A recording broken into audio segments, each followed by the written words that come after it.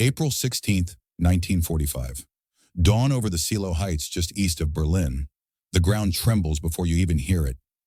A low rolling growl rises from the mist-shrouded Oder River, growing into a roar that shakes the frost from the pine branches. Thousands of engines, thousands of T-34s.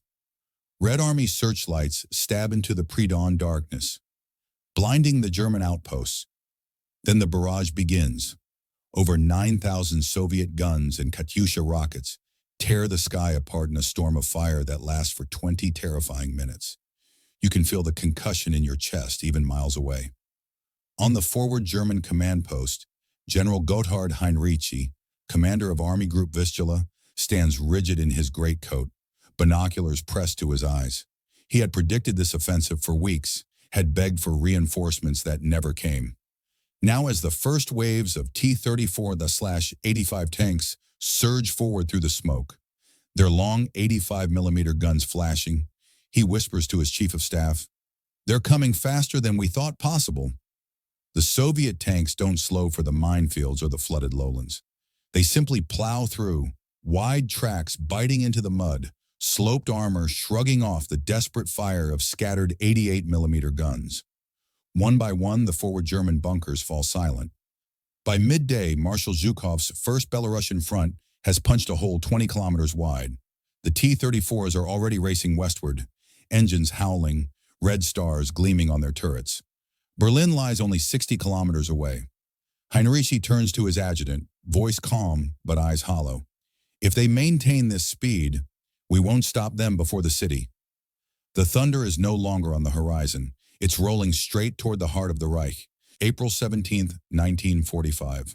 The Seelow Heights, now a churning sea of mud and smoke. You're crouched in a waterlogged trench with the remnants of the 9th Army's C-1 Corps. The air reeks of cordite, diesel, and wet earth. Every few seconds, the ground shudders as another T-34/85 crests the ridgeline, turret traversing like a predator's head.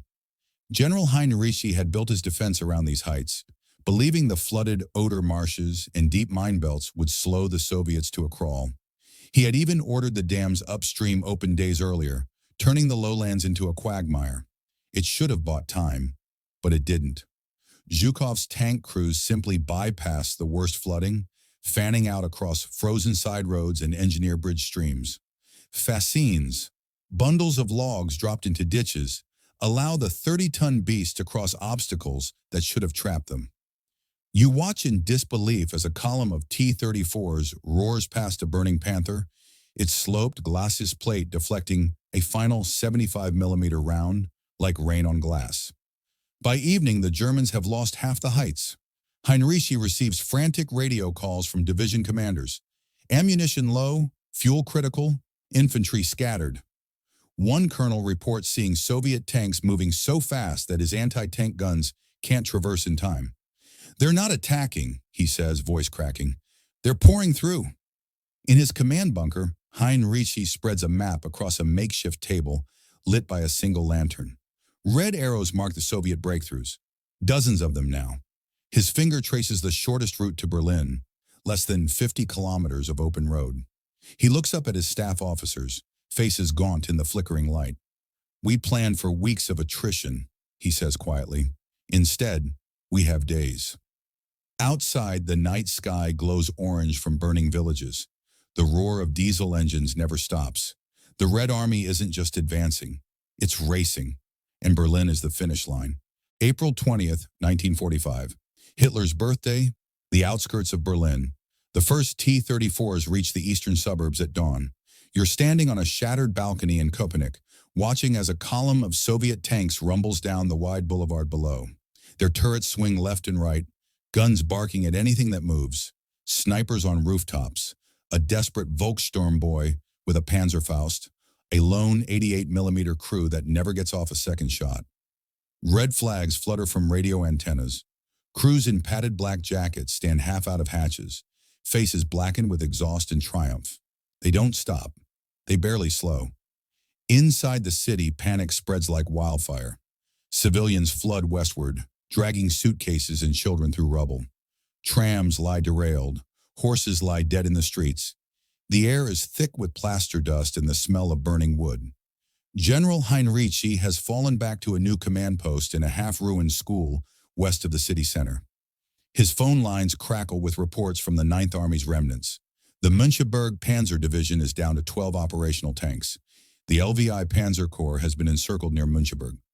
Zhukov's spearheads, led by Rybalko's 3rd Guards Tank Army and Katakov's 1st Guards, are already slicing through the outer defense ring. Heinrici stares at the situation map. Red arrows now point directly at the Reichstag, the Tiergarten, Potsdamer Platz. He knows what's coming.